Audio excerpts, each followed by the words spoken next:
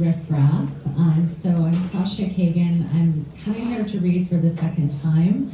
I came in this summer and I read chapter 1 of a memoir that I've been working on for over 10 years, called Wet is the name of the book. And so I think that there's maybe 1 or 2 people who were here that night. So it's a serialization. 6 months later, you get to hear chapter 2. So you all can just jump in with chapter 2. And just as a side note, I'm working to sell this, and it's really hard, and my agent wants me to have 20,000 newsletter subscribers. So if you will come up to me afterwards, I'll tell you how to subscribe to my newsletter, and you'll be one person helping me get there. Okay, this is chapter 2, Vaporware. I was crying in the parking lot outside work again, pacing back and forth by my car. It was 4:45 p.m., almost entirely dark. I felt kind of crazy. What was I doing with my life? I leaned against my Toyota Corolla, whom I called Martha because she was so trusty and dependable. I gazed at the windows of the gleaming black office tower where I'd been working for over a year, where my coworkers were huddled in our pod. What was my problem? My job was so easy. I had no right to complain. You might think an author who talks about her books on NPR wouldn't have a job, but those interviews don't pay anything. I worked in Silicon Valley in those years because even though I had published books, I needed to make money, just like anyone else. I've been taking my career in a new direction, and I wasn't sure it was a good direction. I had no idea what I was, who I was, or what I was doing with my life anymore. I rubbed my hands over my face and looked for a tissue in my pocket to rub away the mascara streaming down my cheeks. I was having another wave of big feeling about what the hell was I doing with my life. I'd always been this creative person. I worked in the labor movement as my first job out of college, doing PR for unions, organizing hospital workers. I believed in that work, the importance of solidarity, people coming together to demand better working conditions. I got tired of writing the same press release over and over again. I quit, and then at 27 started a magazine called To-Do List, a magazine of meaningful minutia. Every issue had a theme, like love or home. There were 10 boxes of handwritten to-do lists from people all over the world in my apartment because people sent me their to-do lists in the mail to be published. We used the list as artwork, like the New Yorker uses cartoons.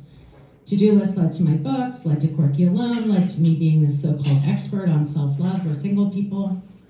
I didn't earn much money, but I felt good about what I was doing. I made enough to get by. But then San Francisco started changing, and fast.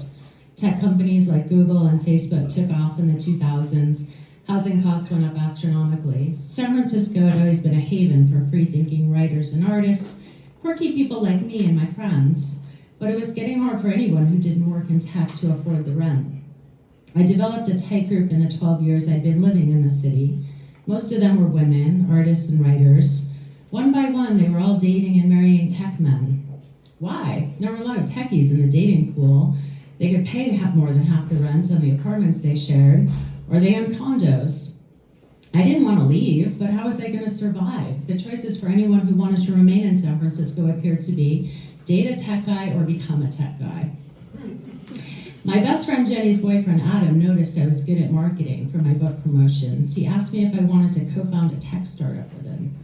He had an idea for a hot or not for street fashion, where people would upload their looks and get feedback. We holed ourselves up in a small office for 9 months in the Mission District, a mile from where Twitter was born, and created Style Mob. Style Mob, not Style Mom. Everyone always thought we were saying Style Mom.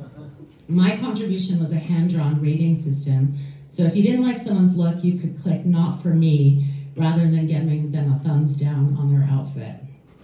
Building a positive vibe worked, the community took off, and we sold Style Mob to Glen Media within 9 months. I got this fancy job as part of the acquisition. I appeared to be successful. My closet was bursting with new outfits. Girls in Tech, an advocacy organization in Silicon Valley, asked me to speak on panels about being a female tech entrepreneur. My roommates, a yoga teacher and a massage therapist, seemed to think I was killing it.